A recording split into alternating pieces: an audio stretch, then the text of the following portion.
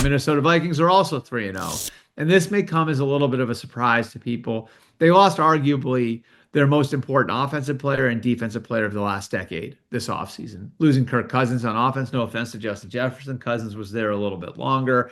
And then Daniil Hunter on defense. And Sam Darnold is obviously the biggest story here.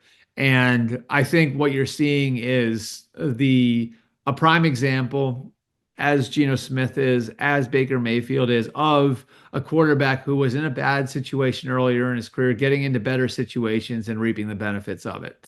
When he was with the Jets, he played in a complex offense under Adam Gase. That offense was built for Peyton Manning. Sam Darnold, coming out of USC, was raw. He'd only played in that spread offense under Clay Helton.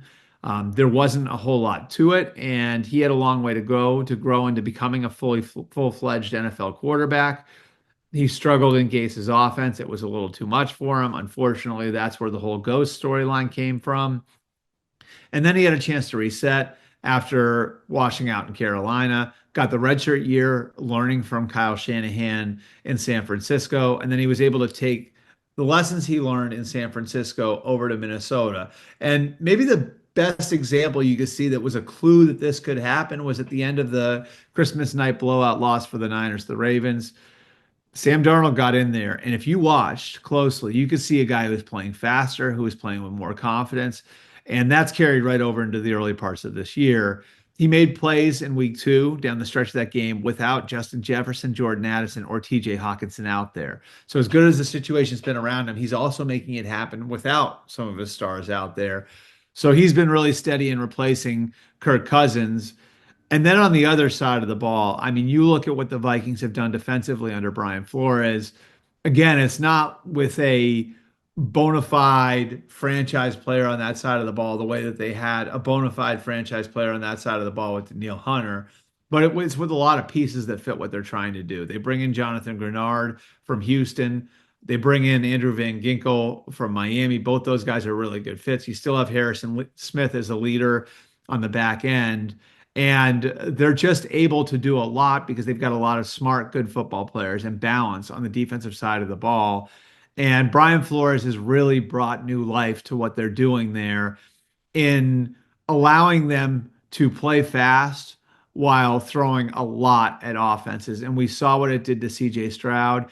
And I think what's most interesting about that is it could cause the Texans to learn some lessons about where they're at. It's also a very tough team, the Vikings are. And the best example of it, if you go back and you look over the years at the San Francisco 49ers and the record of teams coming off playing the Niners, teams generally coming off playing the Niners would be beat up and they wouldn't play well the next week. Just a fact. Over the last few years, they've been one of the most physical teams in football, and they leave a mark with the teams that they play. Well, in week 2, the Vikings and the Niners went head to head with one another. And the result coming out of it, the Niners wound up losing to the Rams, and the Vikings came out flying and beat down the Texans. So it's a great sign for where Kevin O'Connell's program is. Again, Sam Darnold, a huge pickup as Kirk Cousins' replacement. Brian Flores has done a great job in his second year as defensive coordinator. And I think now you look at where the Vikings are, they've got flexibility from a cap standpoint. They're younger than they were last year. This is really setting up for the Vikings to be a really good team for a really long time, whether Sam Darnold or J.J. McCarthy is the quarterback. I'm not going to say it doesn't matter, but they've proven they can win with multiple guys. And Kevin O'Connell, Brian Flores, and that staff have become masters at maximizing the talent that they have on hand.